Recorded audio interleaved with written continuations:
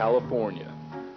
When we think of this magical place, we usually think of the glamorous stars, Hollywood, and yes, those Los Angeles Lakers. On this trip, we will venture to Northern California to meet someone bigger than the stars and the movie studios. We will meet a legend of a community that will last as long as the town thrives. Dunsmuir, California, a small personal historical railroad town, is shadowed by the spectacular giant Mount Shasta. Dunsmuir is a town that has reaped the benefits of this local legend. Once you meet her, you're not going to forget her because you don't want to forget her, that's all. Comes up with wonderful ideas, and she always manages to make them work. But it's because she puts herself into that project so deeply, and she's so much into it, that everyone else just gets caught up in her enthusiasm and her ideas. Stay with it, you know. Always kept up with things. She never became an old fuddy-duddy like so many older people do. But Reva's like gold, you know. When she creates something and she puts her name on it, it happens. There's only one word that Reva's got: class. No, Reva has a certain, it's not aloofness, it's a certain method that she fosters, that she makes everything seem proper. The person that she is that makes her special, and her approach to things, her ability to get people to do their best and perform well, whether in drama, to perform well in class, music, anything. It's a leadership. I think that in a way she inspires people. I really do. I think her enthusiasm and just her being here inspires people and kind of keeps the town alive, because it lets us know that there is somebody out there that's taking care of things and that's doing things for our town and things. I think she's doing great. If I can be that good at 93, I'll be real pleased. Her face, it's a very expressive face, and she's still pretty. In fact, I think she's prettier now than she perhaps was as a young woman. Thomas McVeigh Patrick was my father, and his family came to this country along about 1732. They came from Ireland. They settled in Kentucky, and then they moved to Indiana. And my father's parents had a farm in Indiana.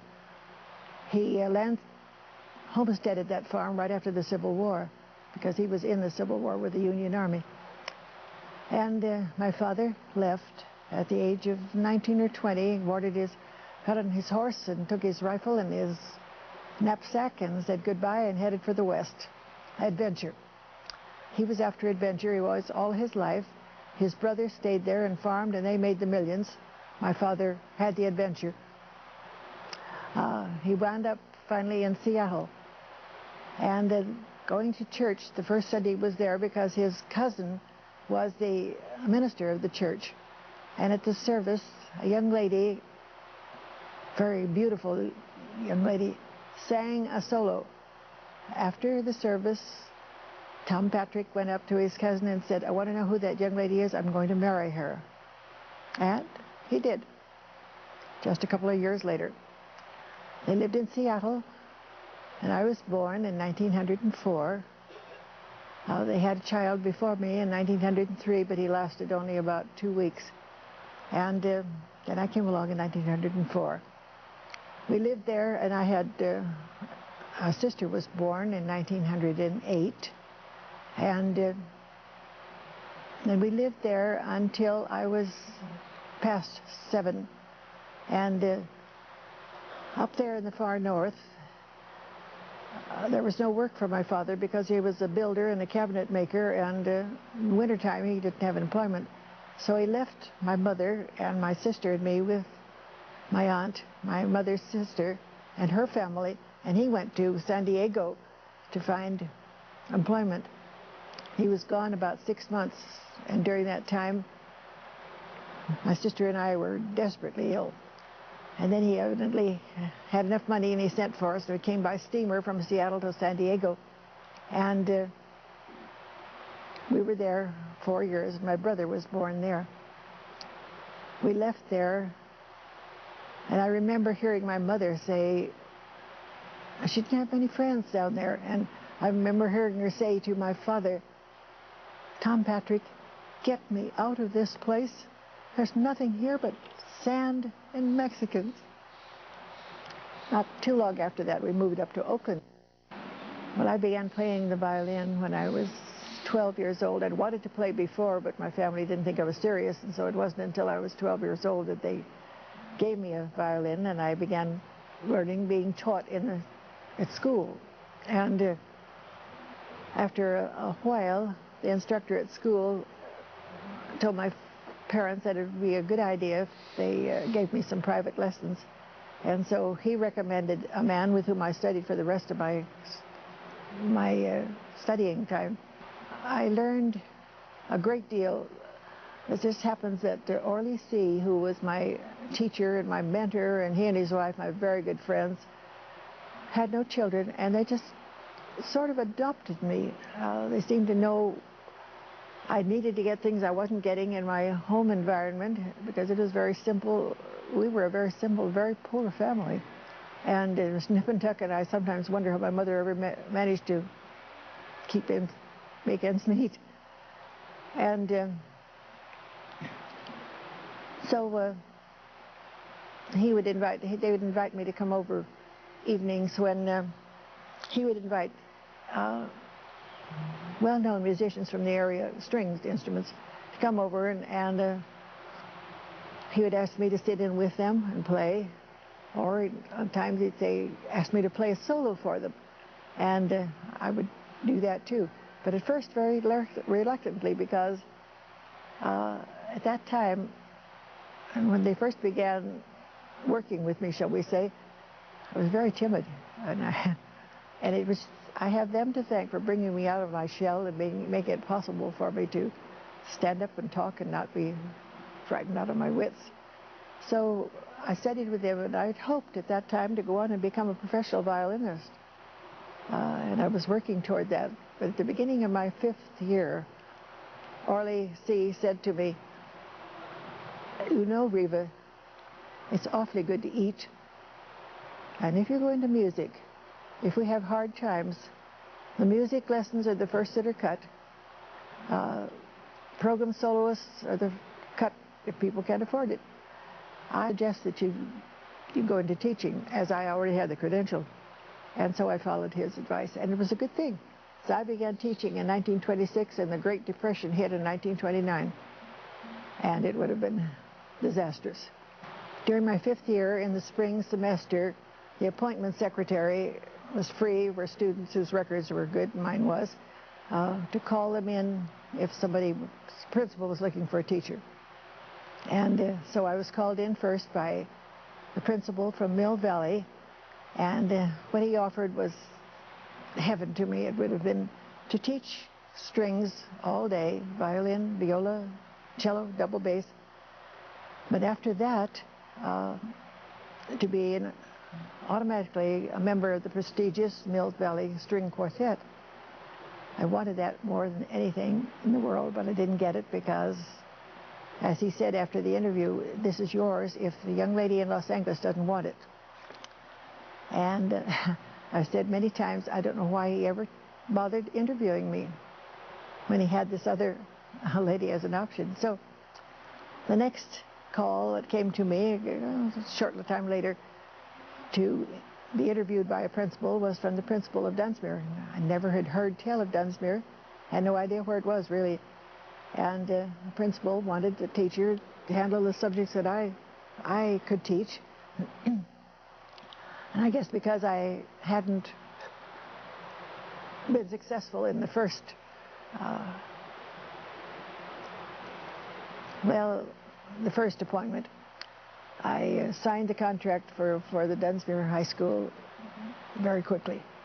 And before long, I found myself coming up to this booming, boisterous, wonderful railroad town. Population about 5,000. And just about everyone was dressed in railroad gear with a railroad hat and a railroad jacket and striped overalls and carrying a lantern. And it was a lively place and a wonderful place to be. I was assigned English to teach, and the music which I was qualified to teach, band and orchestra, I was not allowed to teach because I was a woman. Well, when women teachers came here, they were required, they couldn't have an apartment. They had to live with a family. I don't know whether that was a school board ruling or a state law or what it was, but they had a school board, and so she came to live with us. And then later on, when the rules became a little more relaxed and a little more liberal, then I think she got an apartment down on Rose Avenue. I don't remember who she was living with at the time, but I think she only stayed with us 1 year. But when I came up to Dunsmuir, word had preceded that I was a violinist. I happened to be the only solo violinist in this area, so I did a great deal of solo work and playing and thoroughly enjoying it, because people loved to hear it. And now my friend Sid Fisher tells how he remembers hearing me play at the California Theater, which was brand new at that time, a wonderful, beautiful theater, at the halftime between two movie shows, playing a solo, and he remembered that it was Humoresque by Dvorak. And very outstanding violinist. I don't know if she could have been a soloist, an artist, but she could play a violin for the San Francisco Symphony or the Oakland Group or any of those people, and do just as well as any of them. But she was an outstanding violinist. And I will back that by stating, like I said before, the first time I heard her play on the stage of the California Theater here in Dunsmuir. And because then, I think once a week they always had something special at the theater, you know, not just the movies. And she played Humoresque. And the reason why I remember Humoresque is because in the middle part, the performer has to play double stops for that particular part. And I absolutely dumbfounded playing double stops on a violin. I can hear it to this day. But now she remembers that about the Humoresque. I remember too. As far as the music is concerned, well, I like music. I love good music. To this day, I'm a classic fiend, if you want to look at it. And you can go in there and look at what things I have on tape and on records to prove that. But so to hear her play in person, that was the highlight of my life. I was 11 years old. When I was growing up, Rainbow Girls was an important part of our growing up times. And at every important Rainbow event, Reva usually played a violin solo as part of the program. And when I left Dunsmuir, I was married very young, 18 to be exact, and moved to Fresno and was very homesick. And one of the things I missed the most was singing in the church choir and hearing Reva play the violin. And so I said that to my mother, and my mother says, well, I can't do anything about the church choir, but I'll ask Reva if maybe she has a recording of something that she on the violin. So she asked Reva, and Reva said, no, but I will. And the next time she went to San Francisco, she recorded a beautiful record for me and sent it to me. And that was my treasure for so long. Reva touched my life when I was very young, because I used to listen to her play the violin. That's when she first came to Dunsmuir. I remember she went to some public appearances, you know. She was still playing the violin. There were certain things that you would go to, and this is one of the very important ones, you know. You had to be quiet, and I wasn't the type that could be very quiet. But I can remember she was way up there, and she was playing it, but I enjoyed it very much. That the school plays in the high school were presented in the auditorium, which was used also by the town basketball team at night. And so the first night, I was up there with my cast trying to rehearse behind closed curtains out on the floor were the town team boys racing up and down the floor, of course, with the fun just the noise of racing and their voices. And I was just getting more upset, and I finally pulled the curtains about, and then I saw this one handsome man playing there, and I thought, he's Adonis. He didn't know I existed, and he didn't know I didn't actually meet him until about a year and a half later.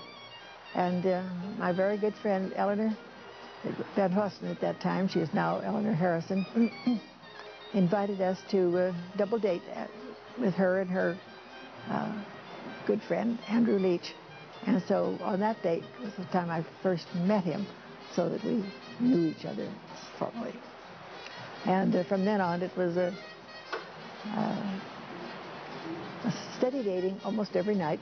And we'd go to all the show turns and go in after the show to the pharmacy where open in the evening, and they always had homemade chocolate cake, and we'd stop there for a piece of cake and then walk on home. And so this was delightful. And the major interest in Burton's, known to everybody in town as Bones, interest was baseball. One fine ball player himself. Bones, we called him. Incidentally, I got my first pair of baseball shoes from Bones. He had an old pair of baseball shoes there he was going to throw out. And I was on a track team in high school, and they didn't have any track shoes, so he thought those would make good track shoes, so he gave them to me. So I never played baseball in high school, but I'll never forget that. My first pair of shoes with cleats. A dedicated man. That man, he walked to the ballpark every weekend and got it ready for the ball games. It was his life. He just loved it. His life centered around that. It was just so important to him. And whenever there was a game at the ballpark here in Dunsmuir, he would go out early in the morning, and he would cut the grass, not with a motorized motor, but with a hand-pushed motor. And having done that, then he lined the field, put out the bases, and then he walked home, which was a good 2 miles, and changed his clothes, had a light lunch, and more often than not walked back to the ballpark to play a game of baseball. And that was pretty much his life until he retired, which was at the age of 53. Finally convinced him that he'd better stop playing. As I said one day, honey, if you don't stop playing, you're going to drop dead in your tracks. And he said, oh, well, so be it. Let them plow me under and put a stake and say, here lies Bones. With that nonchalance, he just passed it off. Every Sunday when people would come to town to see Dunsmuir and Mount Shasta or Weed, whoever it is playing, what'd they come for?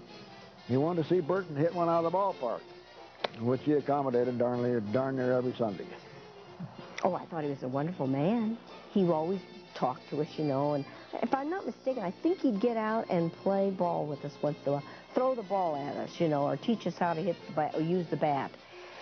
Babe Ruth came to town, and he had one of his other ball players with him, Bob. Well, maybe it'll come to me. Bob Musil were invited to come to Dunsmuir to play in an exhibition game, a stop that they would make between Portland and San Francisco. And so they came, and we were asked to provide for that game 7 dozen baseballs and get all the players from Dunsmuir, Mount Shasta, McLeod, and Weed who played to come, and they would make up the teams that were to play, because it was scheduled to be a 7-inning game. Babe Ruth chose from his, and Bob Musil chose his, and so one by one they were chosen, and the 2 teams were made that way. Bones Coon was chosen by Babe Ruth, and so that was especially pleasing to him to be on that team. And what it's comprised of is the best of ball players from around the county would come down. They had 2 teams. And Babe Ruth played on one team, and this other fellow, I almost said it, played on the other. And the grandstand was absolutely chock-a-block full that day. Like I say, I sold ice cream that day. But I did get to see Babe Ruth hit 2 or 3 of his home runs completely out of that ballpark. We're way out over the standard station, way out, way out into no man's land. For this occasion, the mayor of Dunsmuir declared a holiday so that the stores were all closed and everybody could go to the game, because it was really, at that time, it was a national pastime. Musial, Bob Musial. But the thing I remember most when Bob Musial hit one right square over their center field fence. I mean, completely out of the ballpark, over the center field fence, and that's a mile away. But I remember that too. But and I think, if I remember rightly, that someone had said with the opposing pitchers, you don't try to strike these guys out. People came to see them hit the ball, and everybody were very well satisfied the way it went.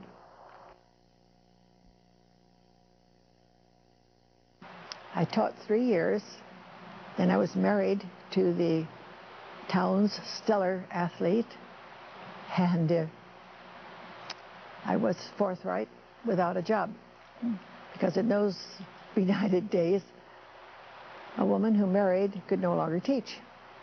And that particular ruling went on until World War II, at which time women, whether they were married or not, were in great demand, and so I went back to teach in 1942. But the time in between had been well spent, because we had three children, 2 daughters and a son.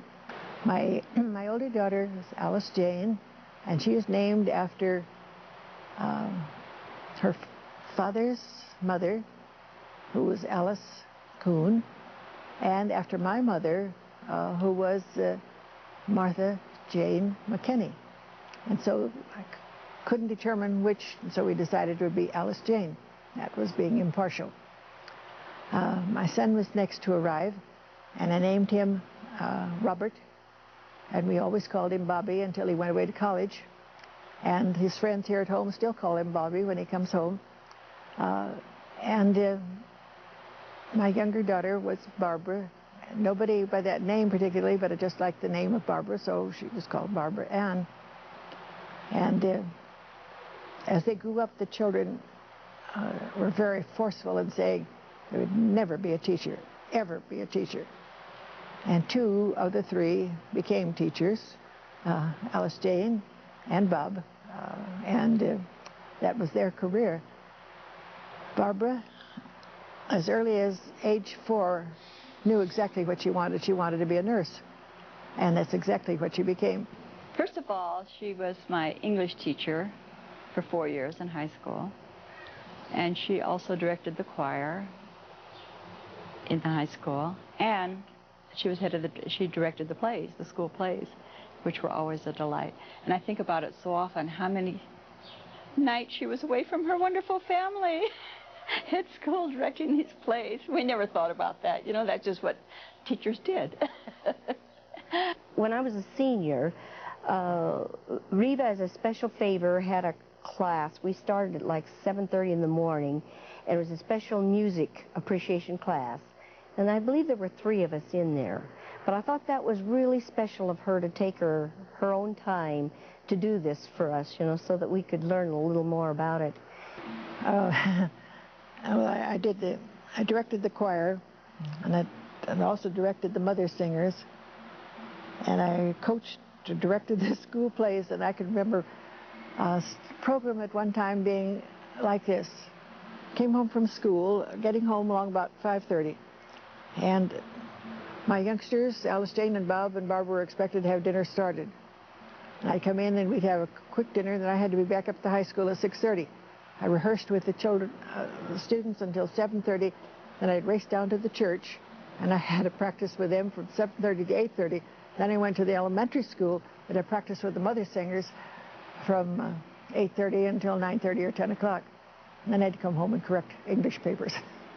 And that was pretty much the pattern of my life for years and years and years. She had a gift of being able to reach a lot of kids, not only the ones that were very apt, very adept students, but also kids that weren't. So, and it had a lot of understanding, and she has a gentleness about her in the teaching, but also a firmness that produced a lot of good results. And the relationship that she has with all the former students she has is proof of that. Well, then I had a little, it had nothing to do with teaching literature or the classics, but it did have to do with an individual opening himself up and being able to express himself. Because every Friday, and I didn't do this at first, it took me a while to learn about this, I wanted to get everyone writing, and not all of them wanted to. And so I said, every Friday, hand a 5x7 card. You can write anything you want on that, anything. But be honest, because I will promise to you that I will be the only one who sees that. It's just between you and me. And I'll never cease to be amazed at what came in. Nobody ever missed that Friday. I never missed it. I always returned the cards to them. And some of them just opened up their souls. They had a problem, and they wanted to air it, and there it was. And so principal and other faculty never heard anything of that. That was, as I had promised, it was just between the student and me. There isn't a single bad thing I can say about Reva. She's, you know, she didn't do anything bad, or if she did it, no one else knows it. That is, during the McCarthy years, when communism was so much a part of the fighting, it was so much a part of the scene.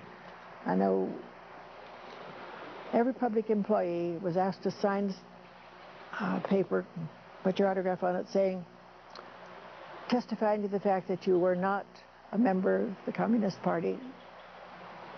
And I talked to one of the school board members. I said, I am against that. I don't believe that.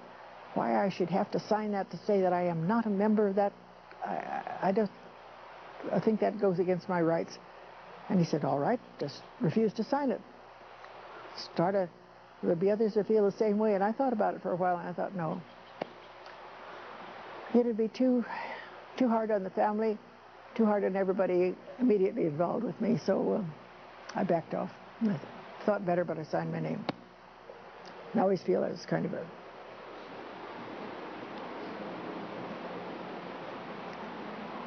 a weak moment.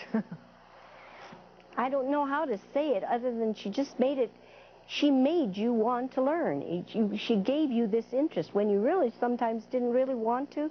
Her class probably was the most interesting. I mean, the classes I took from Reva were always the most interesting I had. She just had something special that the other teachers didn't quite seem to have. I think it was because she gave so much of herself. She didn't just get there because she was being paid to teach. She did it because she loved her students and her work. It's an interesting side on that. When I came home from practice one night, I never get home till about 9:30. My husband, Burton, said, I've just been doing a little figuring while you're over there working. Would you like to know how much per hour you're getting for your efforts? And I said, yes, that'd be interesting. And he said, well, you're getting the magnificent sum of 17 cents an hour. Because they paid me for each play. They gave me the $50. That was it. But I think one of the neatest things that she did was when I was a senior in high school, we were studying Shakespeare, and she invited my friend Marjorie Dooley and I to go to San Francisco with her to see Shakespeare on the stage. And so it was Reva and Alice Jane and Bobby Ikas and Marjorie and I went down on the train, and we went to see Othello on the stage, and it had Paul Robeson.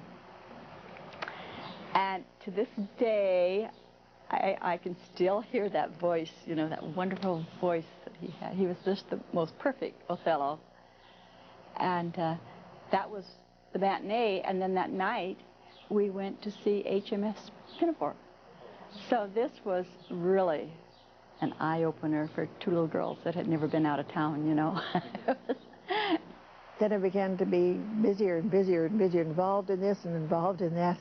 and I didn't have too much time for practicing, and the violin became less and less part of. Then arthritis stepped in and it did its trick, and I couldn't play if I wanted to now because my fingers can't be bent to hit the strings.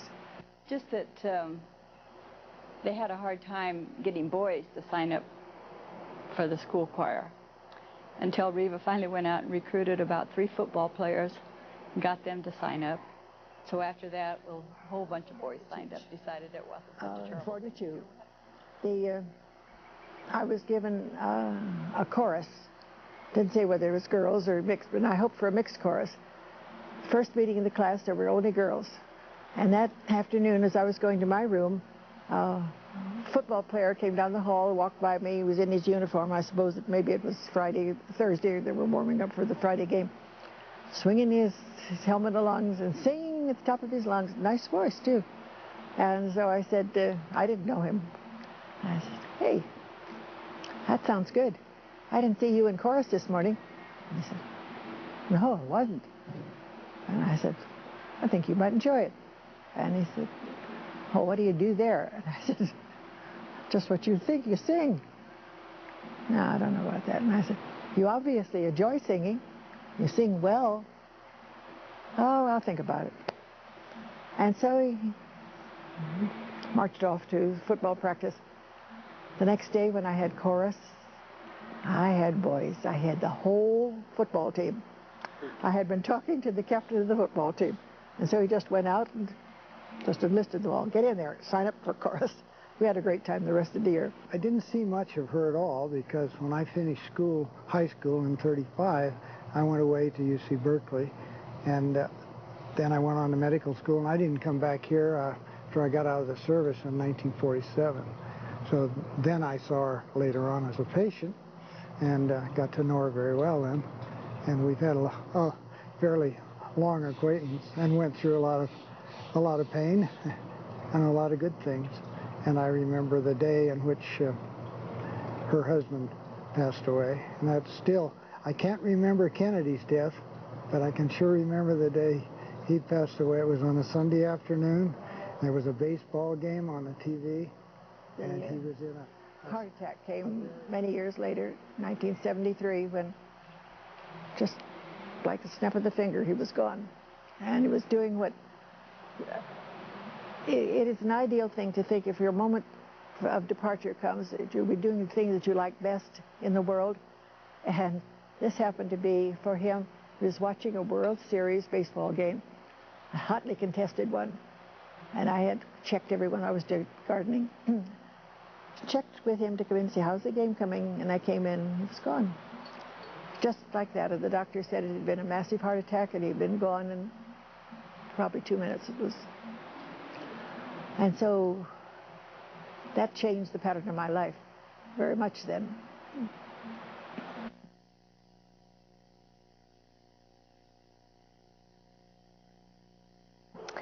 Well, I don't think you can say enough about Reva in the community, because as long as I can remember, Reva has always given to the community one way or the other, not only by being the choir director at the Methodist Church for all the years she did, but she got special choirs together at Christmas time, different occasions. And she also taught the Methodist choir, and I remember about 87, I think it was, I came up with my family and we went to the Christmas concert that she was directing, and she dedicated the song to me, and I vowed that when I was old enough I would join it, and I got to be old enough about 3 years ago, and I joined. Unfortunately, she wasn't there anymore, and so it was a big letdown, but it was a really neat, she just made the place come alive when she would do it. Everybody was happy to be there, and I mean, she looked gorgeous when she was up there directing it. She really did. She came up with such great ideas. She had a theater going for a while there one year that they put on plays, you know, and different local people were involved in it. She brought out the best in everybody. She just knew how to do it, and she knew how to touch people and get the best out of them. She just has a real gift that way. her and I just started talking about things we'd like to do. And the first thing that came to our minds was a community theater. So in about sometime around a year after I got here, around 1980 or so, after I did that series of stories with her, we started the Dunsmuir Community Theater. She was the director of the plays, and I was an actor. I had always wanted to be an actor. It was like my dream my whole life. Well, wouldn't it be asked, it's a lot simpler to ask, what hasn't she done? Yeah, what hasn't she done? She's maintained a spirit in the community. Try to find somebody who doesn't know Reva or know of her and her spirit. And I hate to say this, but when she's gone, her spirit's going to live for years after that. But, she's, as far as school is concerned, very outstanding. Used to put on school plays. Heck, close to being professional. Their students, I don't think she ever allowed them to be mediocre. And she wasn't tough, but she wasn't easy either. But as far as the community is concerned, you can go year in and year out. For how long has it been now? 70 years? Yet she isn't always doing something for the community. And when she had this big deal in Centennial years ago, that was a project that nobody else in the world would have tackled that thing and got it done like she did. And that was a big project. I was attending an anniversary party, and I was just talking to a friend, and I said, you know, before very long, we're going to have a centennial here in Dunsmuir. We should have something big to celebrate. 100 years, that's very special. And I talked at length to this friend, and this friend in turn talked to George Grenschler, who was the editor of the paper. Reva said, hey, there's a centennial. You know, there's going to be a centennial in Dunsmuir. Dunsmuir Centennial is coming. And I went, okay, what does that mean, you know? And she says, well, it should be the greatest event in the history of the town. We should have all this stuff happening. So I said, great, let's do it. So we formed her and I were founding chairpersons of the Dunsmuir Centennial Committee, and I actually left about a year after that effort started and went on to other towns. And so I became the sole chairman of the Centennial. I had many ideas, and the committee would pick up on them and develop them, and it was just great. And so we had, I hoped not to have just a weekend celebration, which is what usually happens. I said, why not have a celebration going on all summer? And so we made plans for events that would span May through August, which is 4 months. And we did just that, not without a lot of hard work, a great deal of hard work, but this committee was just wonderful. They never cried too tired or burned out or any of the terms you hear. And they just kept working away, and we had this wonderful program set up so that through the whole summer there was something very special going on. And it began on May, the very first Saturday in May, with the opening ceremony, and following that, in the evening, was the Grand Centennial Ball, and everyone attending the ball was required to have either a dress of the period, turn of the century, or some appropriate dress, or they could come in tuxedos if they chose. They all came in costume. It was a wonderful, wonderful turnout. It was just so exciting. There she has been since retirement, well, of course, before retirement, but particularly since she retired, active in so many different things in the community that probably more so than any other single individual in Dunsmuir. She did a lot of things before she retired, but a lot of that was before I came here. She retired in 1966, so we taught in the same school for 61, 2, 3, 4, 5, 6 years. This community was the lucky one. We're the lucky community. Because no matter where she would have gone, big community, cities, she'd have made an impact on all those people she met and the community itself. So we, as a small community here, we were the fortunate ones to have her come here. because she had an impact on a lot of lives. When she had her, what was it, they had her birthday party down there? 90th birthday. You were there. You could see it for yourself, the people there. Not young people either, old people. Some were old students. They come a long ways just to see Reva. Yeah. To celebrate my 90th birthday, one of my former students, a class of Virginia Bissell Sartor, had the idea that my former students should get together and have a real celebration. She wanted to have it here in the city park. And so they collected the names of, did a great deal of research to get the names of every student who'd ever been in my class from the year 1926 through to 1966 when I retired. And they did very well. They had a list of about, plus friends and relatives and so on and so forth. They had a list of about 1,200 names. And so they sent out a notice to all of them that they were planning a birthday party for me with a program, and if they would like to establish a scholarship fund. And if the person receiving the letter was interested in contributing, it would be nice. I didn't know about this at all until, well, actually until the day of the program. I knew when I first heard of the scholarship. So on the program on that Sunday, when they're all invited to come here, and there were just a few short of 500 people here in this park, with colorful pavilions set up, and it was just something just beyond description. And toward the end of the program, another former student from the class of 45 came up and did a little talking, and he said, "I have the pleasure to tell you that as of today, the Reva P. Coon Scholarship Fund is in excess of $25,000. And I'll give you one guess what I did. I couldn't find my hanky, and I cried. And he went on to say, and you have the pleasure right now of presenting the very first scholarship of $1,000 to the young lady who was chosen for that, and she's in the audience. And so Neshama Blackwell came up, and I had the real pleasure of presenting the very first Reva P. Coon scholarship to her. And that scholarship fund is the highest honor that could be ever paid to a teacher. It is just beyond words.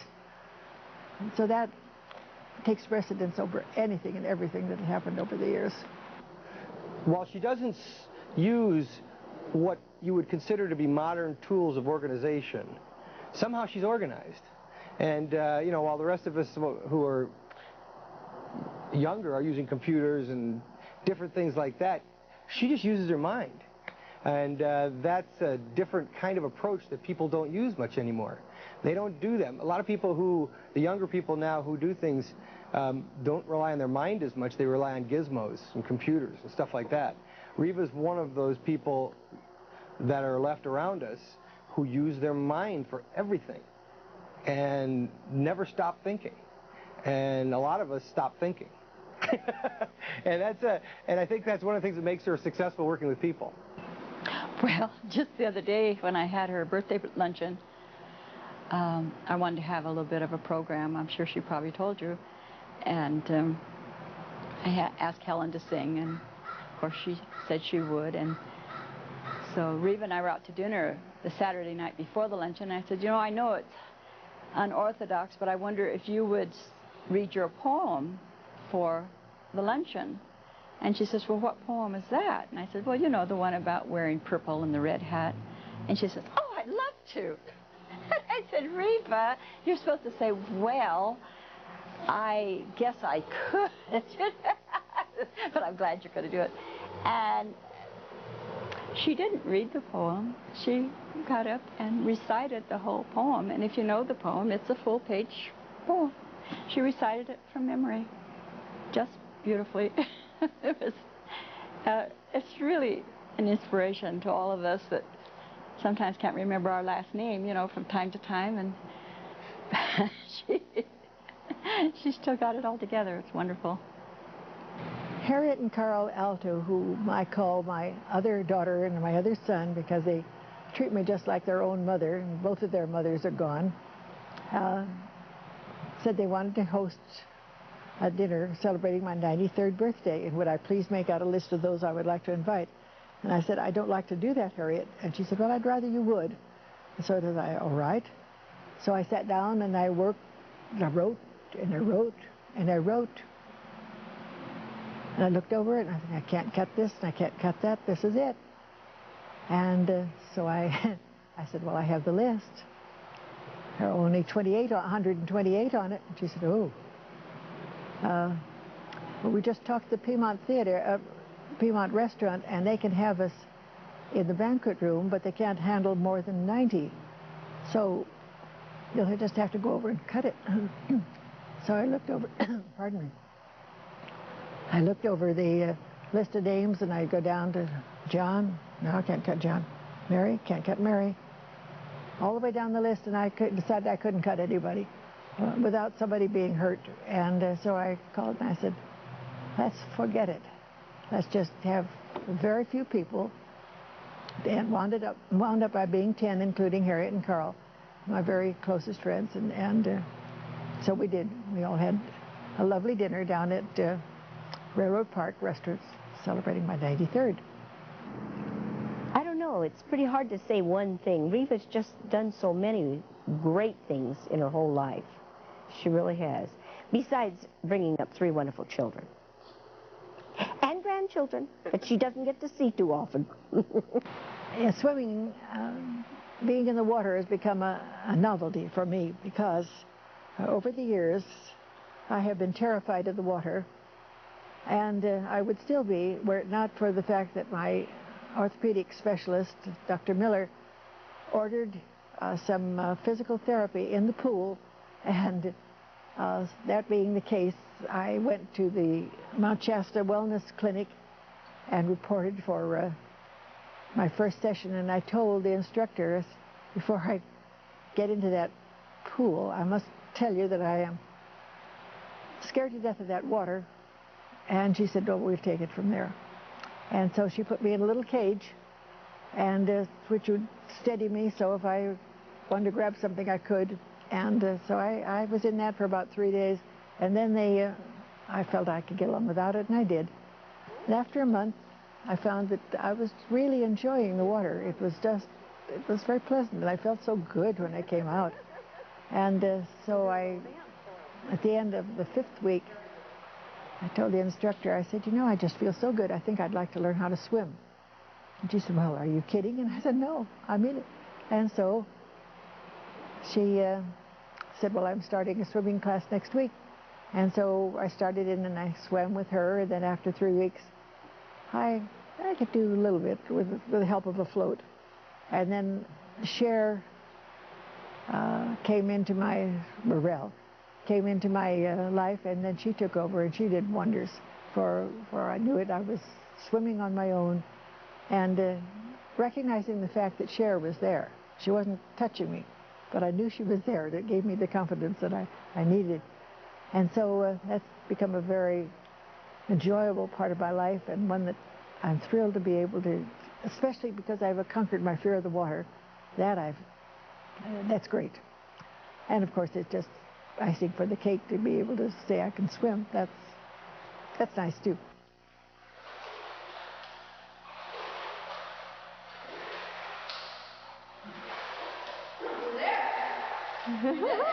She did it!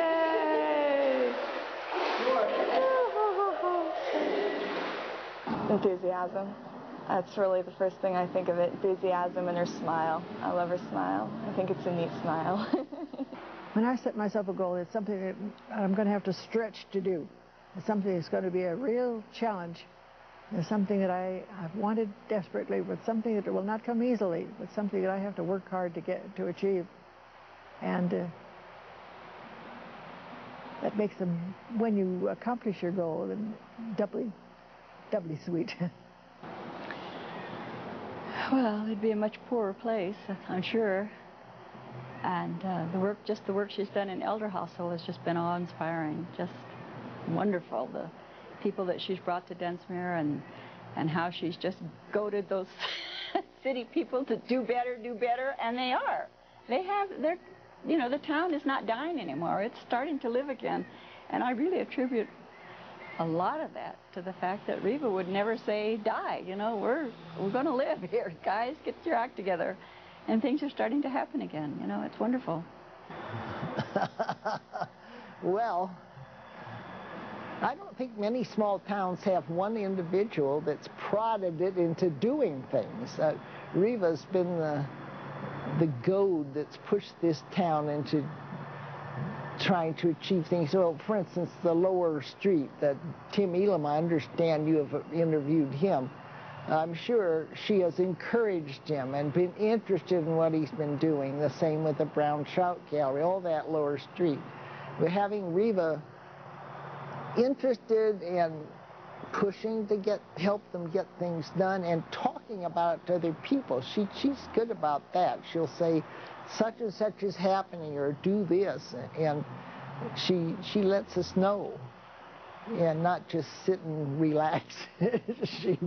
she prods us to do things, and I think that's her greatest significance. That's why I think because that she put her into Rotary and the Lions Club, because they're the doing groups, and she prods them. And she started the Elder Hostel program here, and I personally. I said, oh, Reva, it's more fun to go to them to do it here. I mean, it's the traveling, but not Reva. She thought it'd be good for Dunsmuir, and it was. She brought people here and it advertised the town. So. Love of life. I love life. It has so much to offer and so many wonderful people to see, and I just love life, and I love people, and I think that's it. And then I think maybe I have a little philosophy that kind of guides me too. Every day when I wake up, I think, I have another gift. Beside my bed are 2 buckets. One is full of time, and the other is full of energy. And how I spend my day depends on how I use the time and how I use the energy. If I run out of one, going to be a bad day. So it kind of guides me along the way. And having fun along and having a laugh, because I think it's so important that one has to have in your life. You just have to keep going. You have to have love. One form or another, you have to have love. And because that's just a part of our nature. And then I also think you have to be able to laugh. No, there's no seriousness. You have to be able to see some fun. And that's what keeps me going.